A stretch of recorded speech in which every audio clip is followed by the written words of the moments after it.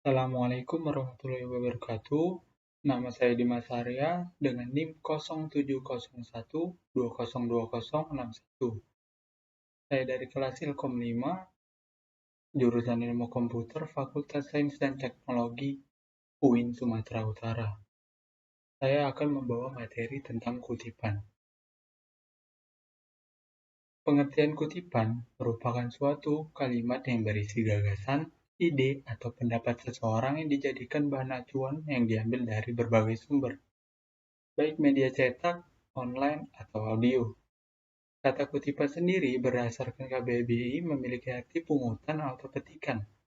Menurut KBBI, mengutip diartikan sebagai mengambil perkataan atau kalimat dari buku baik fiksi ataupun non-fiksi. Kutipan juga dibagi menjadi dua, yaitu ada kutipan langsung dan kutipan tidak langsung. Kutipan langsung adalah kutipan pendapat dengan mengambil secara lengkap kata demi kata, kalimat demi kalimat dari sumber teks aslinya.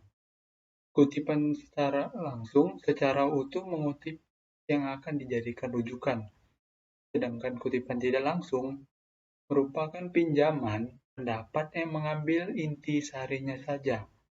Kutipan tidak langsung hanya mengambil pokok-pokok pikiran atau inti sarinya saja, yang dimana tidak mengutip keseluruhan teks, melainkan hanya intisarinya saja. Kemudian ada teknik mengutip berdasarkan bentuknya. Pertama ada kutipan langsung.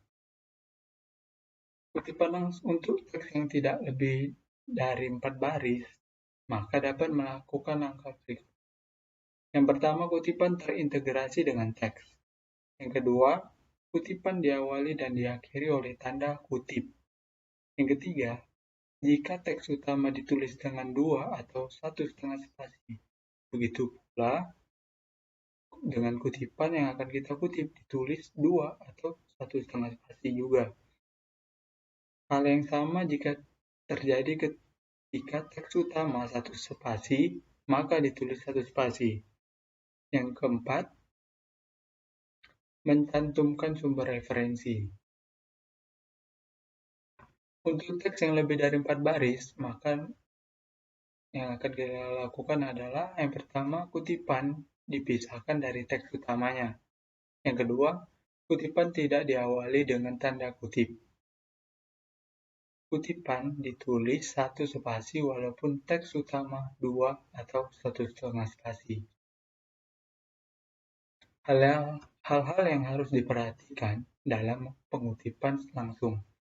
Yang pertama ada ketika mengutip, apapun yang terdapat dalam teks harus ditulis apa adanya, walaupun dalam teks sumber terdapat kesalahan. Hal ini dapat ditandai dengan menggunakan simbol buka kurung siku dengan berisi tulisan si. Contohnya, Indonesia berhasil, kemudian ada tanda si, meraih emas. Kemudian lagi ada kalimat, setiap hari Rahmat pergi ke perpustakaan, kemudian ada tulisan si, bersama teman-temannya. Yang kedua ada teknik menghilangkan bagian yang tidak perlu. Untuk menyiasati hal ini, maka yang harus dilakukan adalah dengan memberikan titik elipsis, 3 titik, seperti ini, pada bagian yang akan dihilangkan. Kemudian kita kembali ke teknik pengutipan berdasarkan bagian kutipan tidak langsung.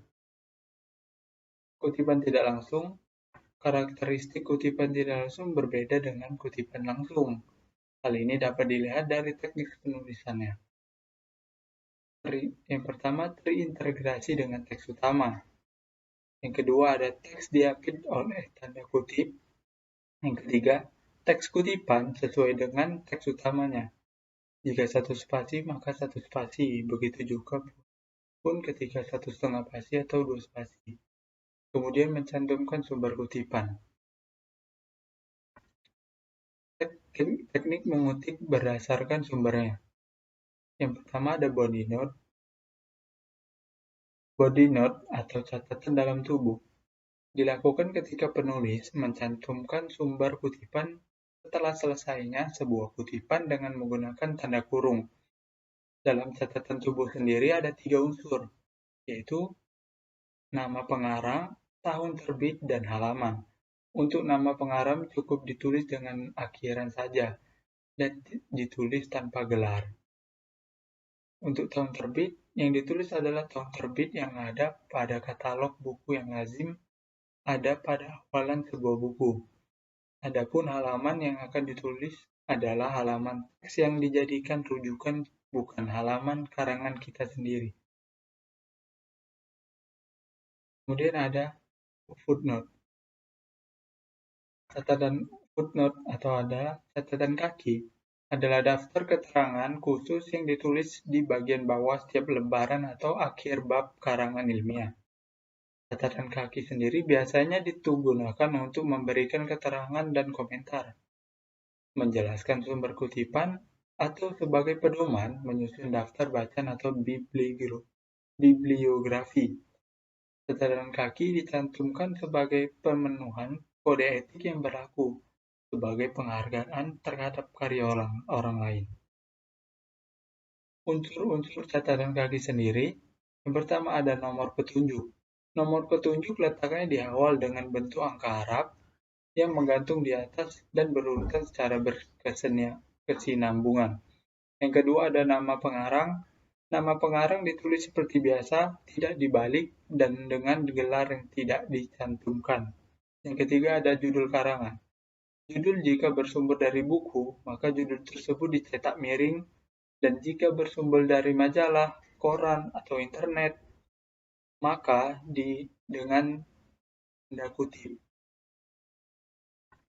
Yang keempat ada data keperpustakaan. Data keperpustakaan meliputi kota terbit, penerbit, dan tahun terbit. Dan terakhir ada ditulisnya halaman di akhir catatan kaki. Disingkat dengan HLM, kemudian dituliskan halaman berapa. Nah, ini contoh footnote dari buku.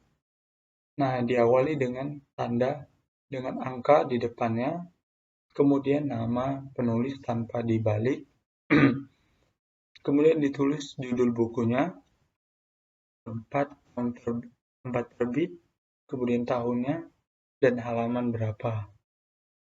Dan di bawah juga ada contoh footnote dari internet. Yang seperti ini sama tadi, diawali dengan angka, kemudian nama, habis itu judulnya.